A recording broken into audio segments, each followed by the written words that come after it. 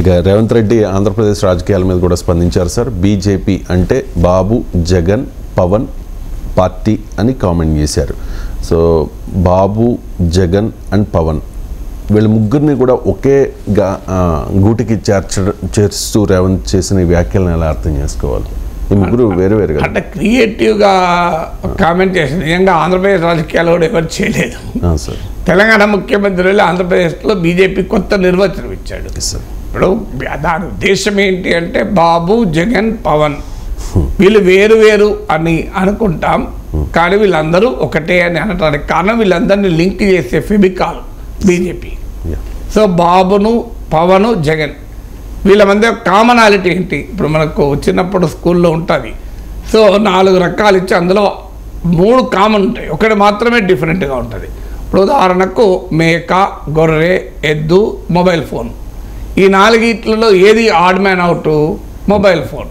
ఎందుకంటే మేక, గొర్రె, ఎద్దు ఈ 3 కూడా జంతువులు కనుక మొబైల్ ఫోన్ ఒకటి నిర్జీవ పదార్థం, అవన్నీ జీవ పదార్థాలు కానీ. సో అందువల్ల ఇప్పుడు బాబు, జగన్, పవన్ అని అనడంలో ఉద్దేశం ఏంటి? ముగ్గురిని బైండ్ చేసేది బైండింగ్ ఎనర్జీ అంటారు, న్యూక్లియర్ బైండింగ్ అని. సో న్యూక్లియర్ బైండింగ్ అంటే ఒక పరమాణువులో ఉండేటువంటి ఎలక్ట్రాన్లు, ప్రోటాన్లను, న్యూట్రాన్లను ఆ న్యూక్లియర్ బైండింగ్ ఎనర్జీ కలిపి పెడుతుంది. సో అందువల్ల ఇవాళ జగన్, బాబు, పవన్ ఈ ముగ్గురికి కామన్ ఏంటి? Common Bharatiya Janata party. ఎందుకంటే బీజేపీకి చంద్రబాబు నాయుడు ఇప్పుడు కొత్త మిత్రపక్షం, పవన్ కళ్యాణ్ అంతకు ముందే మిత్రుడు, జగన్మోహన్ రెడ్డి అప్రకటిత మిత్రుడు. సో అందువల్ల ఈ ముగ్గురిని కలుపుతున్న ఫెబికాల్ బంధం, ఆ ఫెబికాల్గా బీజేపీ పనిచేస్తుంది. ఈ రెండింటి లింక్ అంటే ఇప్పుడు ఒక మల్లెపూల దండ కడితే ఏ మల్లెపూలైనా, చామంతి పూలైనా, గులాబీ పూలైనా, బంతి పూలైనా, నువ్వు ఏ పూలైనా కట్టండి, ఆ పూలలో లేదా 4 రకాల పూలు కట్టండి, మల్లెపూలు, చామంతి పూలు, గులాబీ పూలు, బంతి పూలు. సో ఈ 4 రకాల మందార పూలు, 5 రకాల పూలు కట్టండి. వీటన్నిటినీ కామన్గా కలిపేది ఏముంటుంది? దారం ఉంటుంది. సో ది థ్రెడ్ ఈ బైండ్స్ దెమ్. ఒకే మాలలో ఈ 5 రకాల పూలు ఉండేలా దారము సహకరిస్తుంది. ఇప్పుడు ఈ ముగ్గురికి మధ్యలో దారం ఏంటంటే భారతీయ జనతా పార్టీ కాషాయ దారం ఉంది, సాఫ్రన్ థ్రెడ్ దాన. ఆ సాఫ్రన్ థ్రెడ్ ఇలా ముగ్గురిని కలుపుతోంది. సో అందువల్ల క్లారిటీగా అర్థమవుతుంది. నిన్న మోడీ ఉపన్యాసం చూస్తే కూడా అర్థమవుతుంది మనకు. చంద్రబాబు నాయుడును ముఖ్యమంత్రి చేయమని మోడీ అనడు, జగన్ను ముఖ్యమంత్రిగా ఉండే హక్కే లేదన్న పదం వాడడు. సో ఇంకేమని అనుకోవాలి మనం ఇక? సో నిన్న మోడీ స్పీచ్ చూశాక ఎవరికైనా కామన్ మ్యాన్ కానీ అర్థమవుతుంది, మోడీ చంద్రబాబు నాయుడును మనస్ఫూర్తిగా ఆహ్వానించలేదు, జగన్ను వదులుకోలేదు అనేది క్లియర్గా మోడీ స్పీచ్లో చూస్తారు ఎవరికైనా. లెట్ ఎనీబడి కామెంట్ ఓపెన్గా కాదో చెప్పమనండి. అందువల్ల రేవంత్ రెడ్డి నిజమే బాబు, జగన్, పవన్ కలిపేది భారతీయ జనతా పార్టీ అనే ఆయన ఉద్దేశం. ఒక నిమిషం సార్, రేవంత్ బయట తెప్పించాను సార్, ప్లే చేయండి. ఇవాళ మోడీ ధైర్యం ఏంది, మోడీ బలమేంది, మోడీ బలగమేంది, బీజేపీ అంటే అర్థమేందో ఇవాళ ఆంధ్రప్రదేశ్ మిత్రులు ఆలోచన చేయాలి. బీజేపీ అంటే బాబు, జగన్, పవన్ ఈ ముగ్గురు బీజేపీ. బాబు, జగన్, పవన్ మోడీ బలం, మోడీ బలగం. ఇంక ఆంధ్రప్రదేశ్ ప్రజల కోసం మోడీ ఎందుకేం చేస్తాడు? ఎవరు గెలిచినా ఆయన దొడ్లోకి పోయేటోళ్ళే. ఈ ఆంధ్రప్రదేశ్లో 25 ఎంపీలు మోడీ ఖాతాలో ఉండేటివే.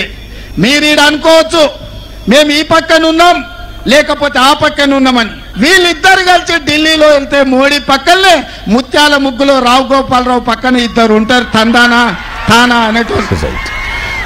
సార్ డబుల్ ఇంజిన్ సర్కార్తోనే వికసిత భారత్, వికసిత ఆంధ్రప్రదేశ్ సాధ్యం. ఇక్కడ మీకు అర్థం కావాల్సింది అందుకే రేవంత్ రెడ్డి ఇప్పుడు నేను చెప్పింది చెప్పాడు కదా, మోడీ బలం, బలగం ఈ 3 పార్టీలే. రాష్ట్రంలో కొట్టుకున్న కేంద్రంలో కలుస్తారు, నిజమే కదా. ఇప్పుడు పార్లమెంట్లో మీరు ఓటు, దీనికి ఏమి విమర్శ కాదు, అటు రేవంత్ రెడ్డి చెప్పాల్సిన అవసరం లేదు, నాగేశ్వర చెప్పాల్సిన లేదు. పార్లమెంట్లో మీరు ఓటింగ్ ప్యాటర్న్ తీసుకోండి, ఓ రైట్ ఇన్ఫర్మేషన్ కింద లెటర్ వేసినా వస్తుంది, లేదు పాత పేపర్లు చూసినా తెలుస్తుంది. మీరు సింపుల్గా 5 ఏళ్లలో మీకు పిఆర్ఎస్ ఇండియా అనే వెబ్సైట్ ఉంటుంది. సో అది ఆ వెబ్సైట్కి వెళ్తే 5 ఏళ్లలో ఎన్ని బిల్లులు వచ్చినాయి ఉంటాయి.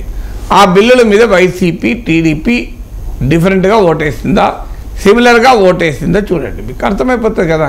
ఇదేమి విమర్శ కాదు, ఇది ఆరోపణ కాదు. Yes, sir. Fact, so sir. Parliament లో భారతీయ జనతా పార్టీ ప్రభుత్వానికి అటు వైసీపీ ఇటు TDP most of the times అనుకూలంగా ఓటేసాయి. Yes, sir. ఏదన్నా రాష్ట్రంలో తమకు నష్టం అవుతుంది అని అనుకున్న చోట తమ రాజకీయ ప్రయోజనాలకు నష్టమవుతుంది చేయడం ఏమన్నా కాస్తంత డిఫరెంట్గా ఉన్నారో తెలియదు కానీ లేదు సార్, ఆల్మోస్ట్ ఫస్ట్ టర్మ్లో ఈవెన్ బీఆర్ఎస్ కూడా ఇటే ఉన్నారు. Yes sir. సో అందువల్ల భారతీయ జనతా పార్టీ విషయంలో ఢిల్లీలో రెండు పార్టీలు ఒకే వైఖరి తీసుకున్నాయి. Yes. అందుకే రేవంత్ రెడ్డి 25 ఎంపీలు బీజేపీ ఖాతాలు ఉన్నాయి.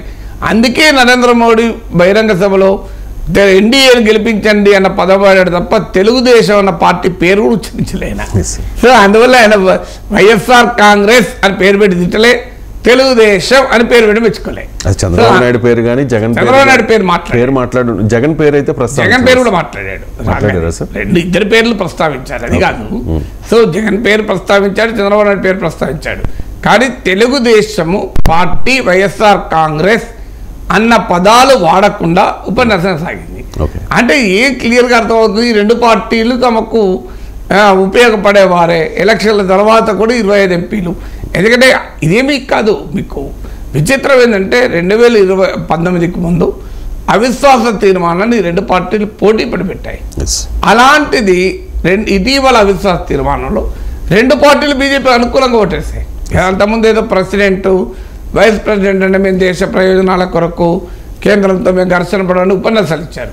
క్లియర్గా అవిశ్వాస తీర్మానం అంటే ఏంటి, నో కాన్ఫిడెన్స్ మోషన్. మీకు మోడీ ప్రభుత్వం పైన కాన్ఫిడెన్స్ ఉందా, కాన్ఫిడెన్స్ లేదా, ఇది మోషన్. ఇందులో న్యూట్రల్గా కూడా ఉండలే, గతంలోనే న్యూట్రల్గా ఉన్నారు. వైసీపీ మోడీకి ప్రభుత్వానికి అనుకూలంగా ఓటేసింది, తెలుగుదేశం పార్టీ మోడీ ప్రభుత్వానికి అనుకూలంగా ఓటేసింది. అప్పటికి టీడీపీ ఎన్డీఏలో భాగస్వామి కాదు, వైసీపీ అసలు ఎప్పుడు ఎన్డీఏలో భాగస్వామి కాదు. మరి వాట్ డస్ ఇట్ ఇండికేట్? క్లియర్గా తెలుస్తుంది కదా. ఆఖరికి ఢిల్లీ సర్వీసుల బిల్లు, ఢిల్లీ రాష్ట్ర ప్రభుత్వానికి అధికారాల్ని కట్ చేసే బిల్లు. అసలు ప్రాంతీయ పార్టీలు ఎట్లుండాలి? ప్రాంతీయ పార్టీలు అంటే కేంద్రానికి ఎప్పుడైనా రాష్ట్రాల అధికారాలపై స్వారీ చేస్తే ప్రశ్నించే స్వభావం ప్రాంతీయ పార్టీలకు ఉంటుంది. ఎందుకంటే ప్రాంతీయ పార్టీలు పుట్టినయే ప్రాంతీయ ఆకాంక్షల నుంచి. ఆ ఆఖరికి ఢిల్లీ ప్రభుత్వ అధికారాల్ని కత్తిరించేటువంటి బిల్లు కూడా వైసీపీ టీడీపీ కూడా పలుకొని ఓట్లేశారు అనుకూలంగా. ఇంకేం చెప్తారు వీళ్ళు, ఏం మాట్లాడతారు అసలు రాజకీయాన్ని? సో అందువల్ల ఇక్కడ క్లియర్ బీఆర్ఎస్ కూడా అంతే. మీకు దుబ్బాక, హుజురాబాద్, జిహెచ్ఎంసీ వచ్చేంత వరకు బీజేపీ పట్ల ఢిల్లీలో వ్యతిరేక వైఖరి లేదు. మోడీ పట్ల అనుకూల వైఖరి తీసుకున్నారు. కవిత స్టేట్మెంట్ కూడా ఉంది ఎన్డీఏ అన్నప్పుడు, మోడీ ఆహ్వానిస్తే ఎన్డీఏ ప్రభుత్వంలో చేరుతాము అని. సో అందువల్ల రాజకీయ పార్టీల వైఖరి మనకు అర్థం కావాలి. అందువల్ల రేవంత్ రెడ్డి ఉన్న దాంట్లో ఎలాంటి తప్పు లేదు కదా.